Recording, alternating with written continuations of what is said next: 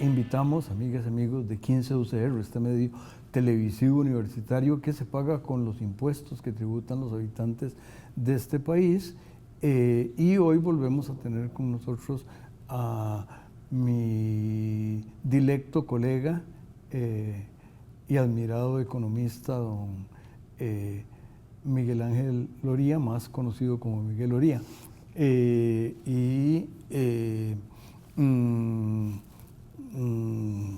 Vamos a pedirle a don Miguel, que siempre sabe más que este anciano, de que nos ilustre su visión sobre los temas de la política cambiaria y de alguna manera, voy a decirlo yo, ahora puedo decir que como ex directivo del banco, el mandato del párrafo segundo de la ley del Banco Central se refiere a la estabilidad interna o externa, pero el compromiso es con algo sobre lo que los economistas han escrito mucho, que es el nivel de precios o la inflación, no directamente con el tipo de cambio. Don Miguel, usted sí sabe. Bueno, gracias.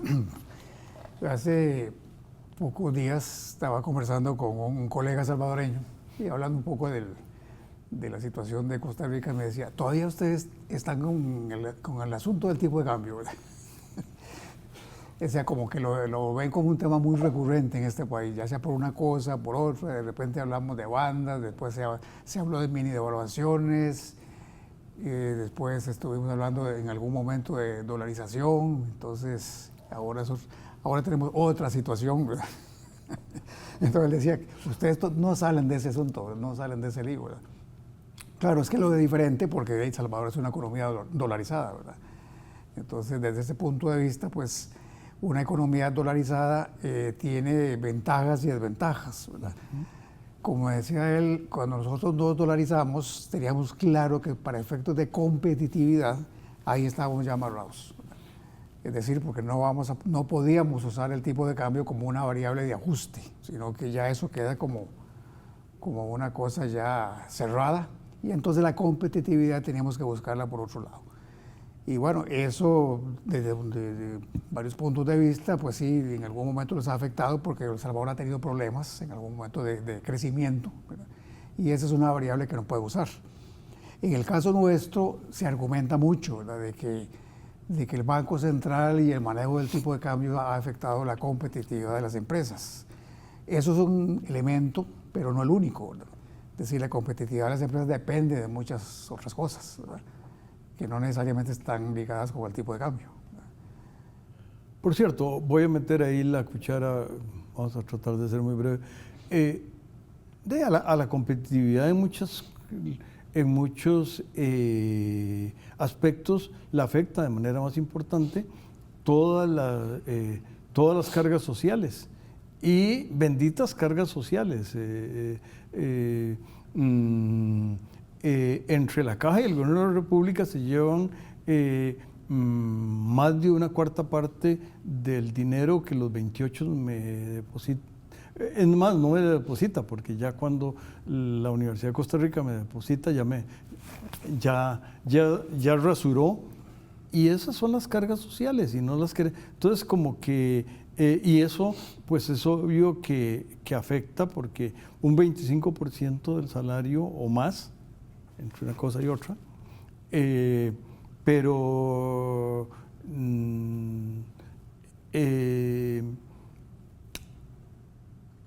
Singapur es muy competitivo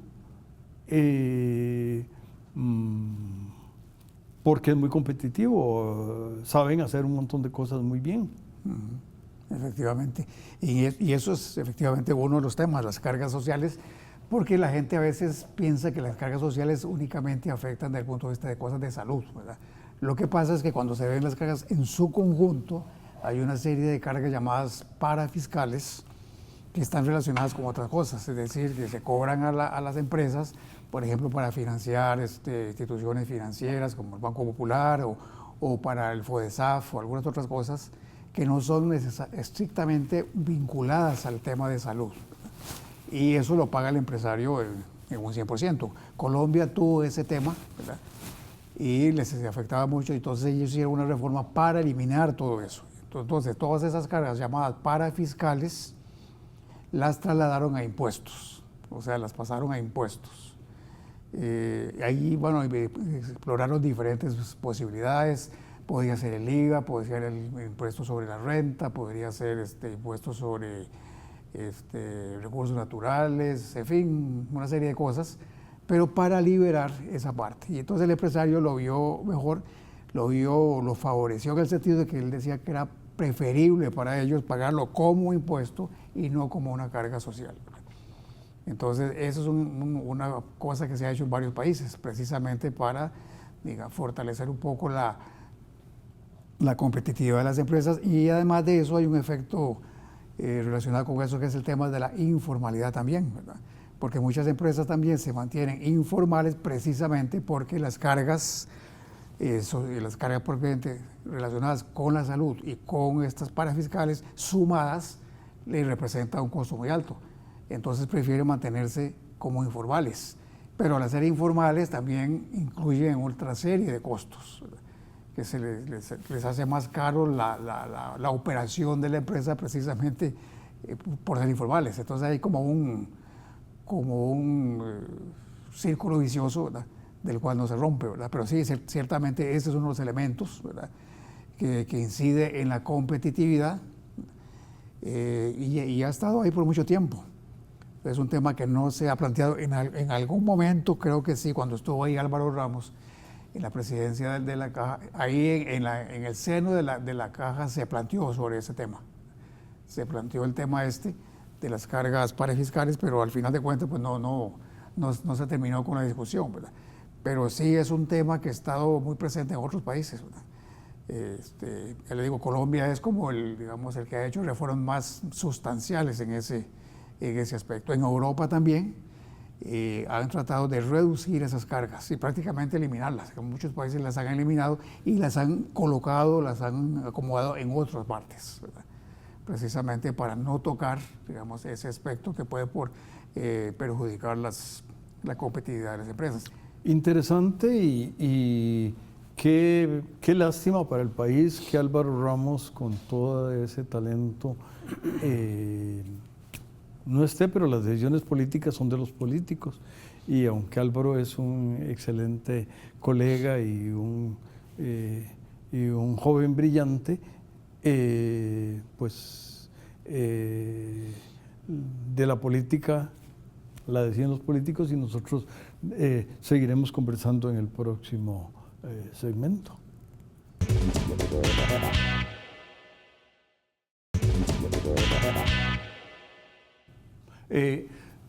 Regresamos, amigas y amigos, para escuchar a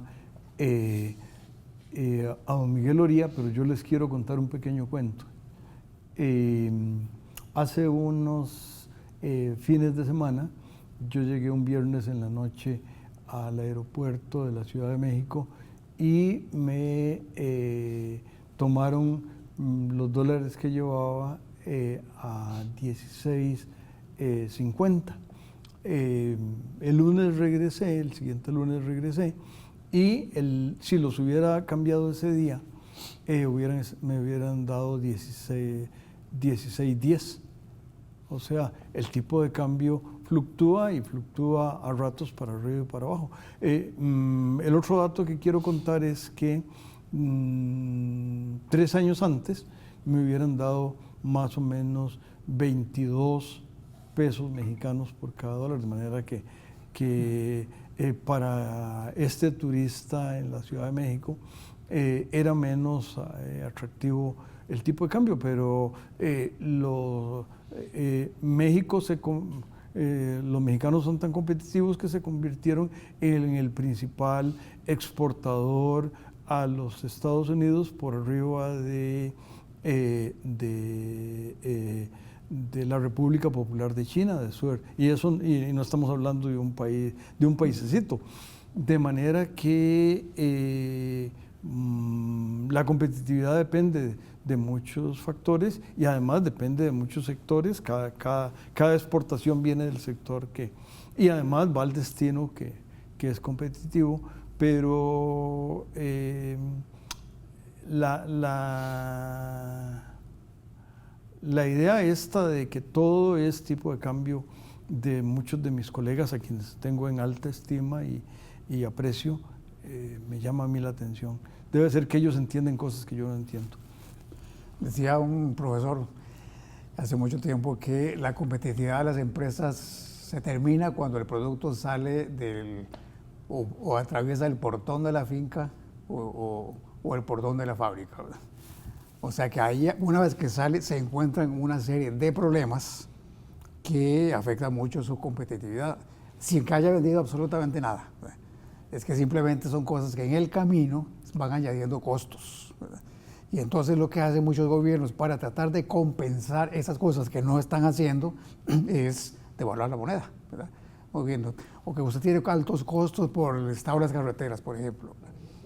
Bueno, entonces vamos a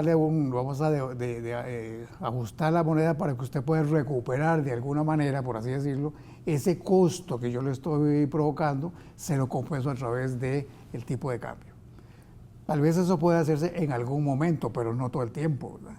Porque precisamente eso no es la manera, ¿verdad? Es como meter la cabeza debajo de la arena, ¿verdad? Porque el tema de fondo no es el tipo de cambio, sino una serie de cosas que están ahí afectando la competitividad de las empresas. Ya habíamos mencionado las cargas sociales, está el estado de la infraestructura, que es muy costoso, ¿verdad? Están en los aspectos de trámites, que a veces el Estado no piensa que esos son costos altos para las empresas, ¿verdad? Que son fallas fallas de gobierno, porque hay fallas de mercado, ciertamente, pero también hay fallas de gobierno. Recuerdo una anécdota que me contó una persona que era en aquel momento cuando comenzaba Intel en Costa Rica, que él era el encargado de las cuestiones corporativas. Obviamente la electricidad para Intel es fundamental. Entonces, en los primeros días resulta que el recibo de la luz se lo dejaban ahí en el papelillo, se lo dejaban en el portón, ¿verdad? Y un día el viento se llevó el recibo, ¿verdad? El día siguiente llegó una persona con una motocicleta y un alicate y les cortó la luz, ¿verdad? Y eso le costó a Intel millones, ¿verdad?, de dólares, ¿verdad? Es decir, eso es un aspecto terrible, ¿verdad? Es un aspecto que uno puede decir, pero ¿cómo puede ser posible que suceda eso? Bueno, sí, sucede, ¿verdad? Entonces, esos son el tipo de cosas, ¿verdad?, que afectan mucho el desenvolvimiento de las empresas. Muchas de esas están en el resorte del Estado, entonces que el Estado no las ha resuelto, ¿verdad? El tema de los trámites en este país ha sido un tema por muchos años, ¿verdad? El doing business siempre habló de Costa Rica, es uno de los países más complicados para hacer negocios, ¿verdad?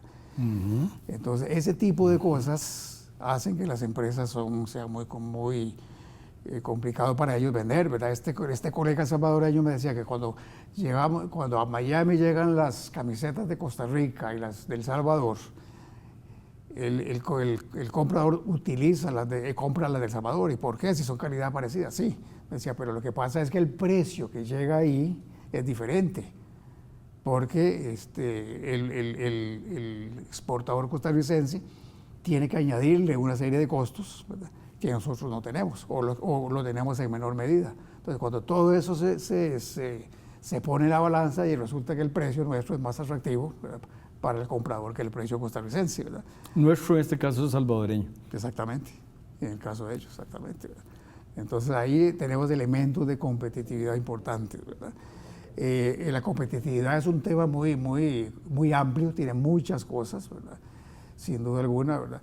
Y eso son temas que se han dejado por mucho tiempo.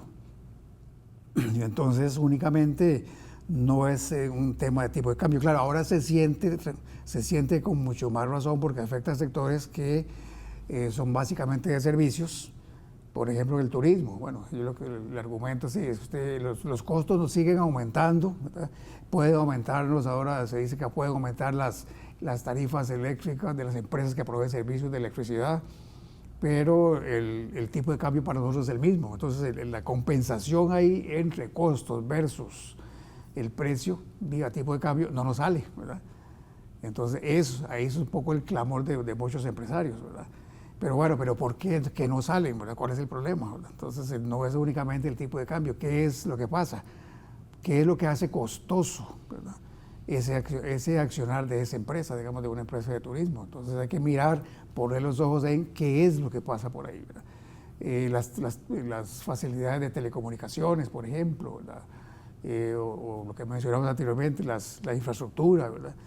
Que se cayó un puente, por ejemplo, o que el puente se demora muchos meses en repararse, ¿verdad? Entonces eso obliga a dar una vuelta más larga y entonces ya eso implica seguir sumando, ahí va sumando la María, ¿verdad? Entonces ese tipo de cosas, ¿verdad? Es lo que hace que los costos de las empresas también aumenten, ¿verdad?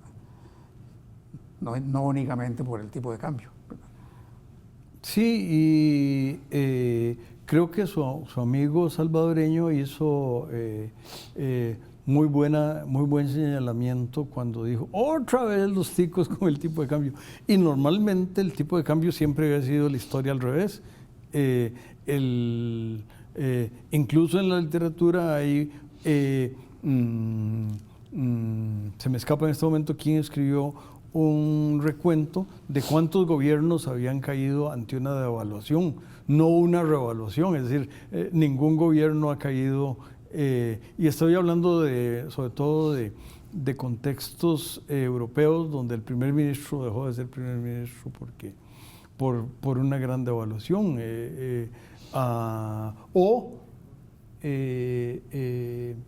hay otra vez voy a salir con México, hay un presidente que estaba cuando yo inicié mi década mexicana, que dijo, y yo defenderé el peso como un perro, y luego cuando se vino la devaluación, cuando llegaba ya entonces expresidente a algún lugar a cenar, a almorzar o alguna cosa de esas, algunos clientes del lugar ladraban en...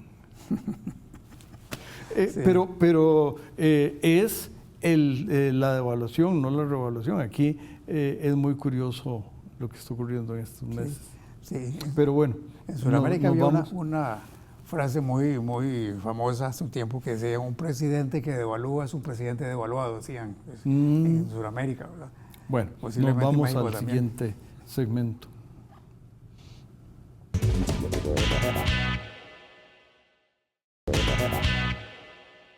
Continuamos, amigas y amigos, escuchando a don Miguel, que sí sabe, y vamos a ver si yo en este tercer segmento me callo.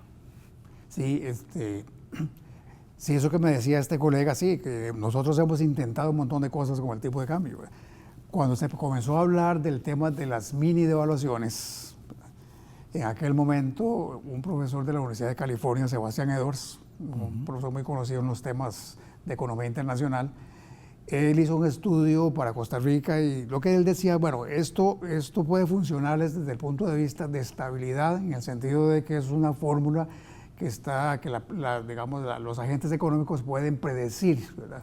Si usted va a devaluar con base en los diferenciales de inflación interna y externa, entonces ya se sabe más o menos cuánto puede llegar el tipo de cambio. Entonces eso era importante en aquel momento porque se venía de una situación de mucha inestabilidad cambiaria. Pero al mismo tiempo él decía, pero hay que tener cuidado con una cosa, las mini devaluaciones llevan implícito un elemento inercial. Es decir, el tipo de cambio se va a mover, va a moverse y va a arrastrar la inflación. ¿Por qué? Porque como el empresario sabe cuánto va a ser el tipo de cambio en cierto momento, entonces él va a comprar los dólares hoy a un cierto tipo de cambio. En 6 meses, cuando tenga que pagar las facturas, el tipo de cambio va a estar más alto, obviamente. Pero entonces lo que él hace en el camino es ir ajustando los precios para que en el momento que tenga que pagar ya haya recogido los colores necesarios para pagar el tipo de cambio más alto. Y eso va provocando una una inflación inercial. Por eso la recomendación era pruébelo, hágalo, pero por un poco tiempo. O sea, no como una política permanente. En el caso nuestro se llevó como 18 años, creo que una cosa así, ¿verdad? Que seguimos montándonos con eso hasta que ya la inflación ya se hizo insoportable y entonces hubo que pensar en otro tipo de cambio, otro esquema. Entonces fue cuando comenzó a hablarse de los temas de bandas, de inflación, de los temas de flotación administrada y ese tipo de cosas, ¿verdad? Ahora, recientemente se ha hablado sobre otra vez el tema de la dolarización, ¿verdad? Es decir, si Costa Rica tiene o no tiene las condiciones. Bueno, eso se ha estudiado mucho, ¿verdad? Hay una cosa que es muy clara, digamos, los países que han sostenido esto por mucho tiempo, Panamá y El Salvador, ¿verdad? Pero es que ellos tienen un colchón que es permanente, ¿verdad? Ahí está el canal, ¿verdad? Donde hay depósitos o pagos de las tarifas diariamente. Bueno, ahora se les está secando el canal, ¿verdad? Pero bueno, tradicionalmente ahí tienen ellos una fuente importante de ingresos en divisas. Y en el caso de los salvadoreños, pues las remesas familiares, ¿verdad? Nuevamente citando al colega, me decía, no, es que la gente cree que las remesas familiares en El Salvador es un asunto reciente. No, eso es muy antiguo, dice, tiene muchos años. Entonces ya, pues, desde un punto de vista práctico, nosotros dijimos, ¿y para qué vamos a tener un tipo de cambio ligado al colón salvadoreño? Ahora, el colón salvadoreño siempre sigue existiendo, eso sí. Nosotros nos pegamos a un tipo de cambio fijo en dólares, pero el Banco Central nuestro sigue funcionando, ¿verdad? Lo tenemos ahí como una especie como de recurso de última instancia, ¿verdad? Entonces, estos dos países tienen una situación muy particular, ¿verdad? Ecuador hizo el intento apoyado o basado en el tema del petróleo, pero el petróleo es un producto cuyo precio también es muy variable, ¿verdad? Entonces, los ecuatorianos han tenido momentos en donde se les tambalea el esquema cambiario, porque hay momentos en que no lo pueden sostener, ¿verdad? Entonces hay que tener una base como muy sólida. Entonces la pregunta es si Costa Rica tiene eso, ¿verdad? Entonces ahí es donde uno se pone a pensar, bueno, ¿y dónde lo tiene, verdad? En algún momento se habló de, bueno, y el turismo, pero el turismo igualmente no depende no únicamente nuestro, ¿verdad? Depende de mucha serie, de una serie de factores que están fuera del control del país, ¿verdad? Ya son elementos internacionales incluso, ¿verdad? La economía internacional es muy volátil, los temas se contagian muy fácilmente de un país a otro, ¿verdad? Cuando se dio aquella famosa crisis en Asia y en México, ¿verdad? El efecto tequila y el efecto tango y todo eso, ¿verdad? Acá en Costa Rica se dieron corridas de dólares, ¿verdad? Y no estábamos cerca de esos países, no teníamos mucho que ver en el asunto, pero por ese efecto, muchos inversionistas dicen, está pasando Latinoamérica, saque la plata de Costa Rica, ¿verdad? O saque la plata de Guatemala, o sea, es muy sensible eso, ¿verdad? Entonces, es el gran problema, ¿verdad? Además de que una dolarización implica, pues prácticamente ya de deshacerse de la política monetaria, prácticamente, ¿verdad? Porque ya la política monetaria va a ser dictada por el país dueño de la moneda, ¿verdad?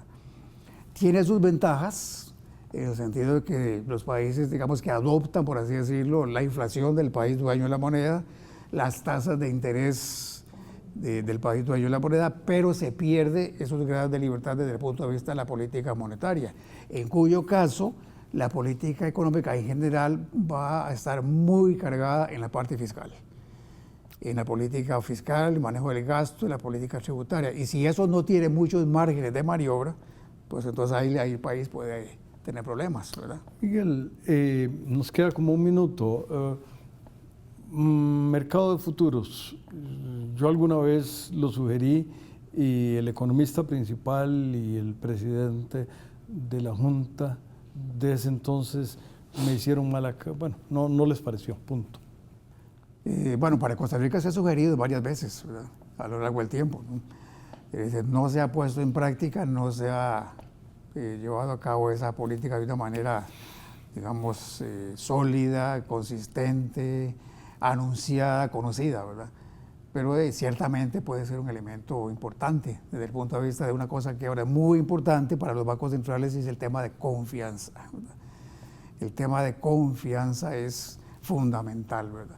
Lo decía el expresidente del Banco Central, Rodrigo Cubero, cuando un banco central pierde la confianza de la población, ¿verdad?, pierde todo, ¿verdad? Entonces, eso es un elemento que los bancos centrales tienen que cuidar muchísimo. Entonces, quizá es uno de sus activos más valiosos, ¿verdad?, sin duda alguna, ¿verdad? Bueno, la crisis de los años 80 fue el elemento más distintivo en eso. La gente actualmente todavía creo yo que le tiene terror, no digo temor, le tiene terror al manejo del tipo de cambio porque se acuerda de los años 80, ¿verdad? Eso no se va borrado, tal vez los muchachos no lo conozcan, pero los abuelos sí, y los acuerdan, tal vez hasta los padres, ¿verdad? Pero sí fue un episodio muy traumático, ¿verdad?, en donde desarrolla eso que creo que el Fondo Monetario y otros lo denominan como la histéresis, ¿verdad? El histéresis es como esa percepción de inseguridad y de temor, aunque no esté pasando nada.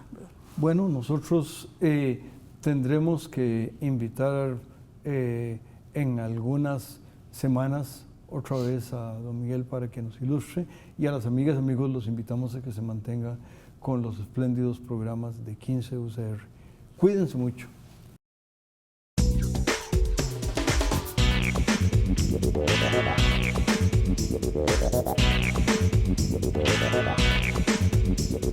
Thank you.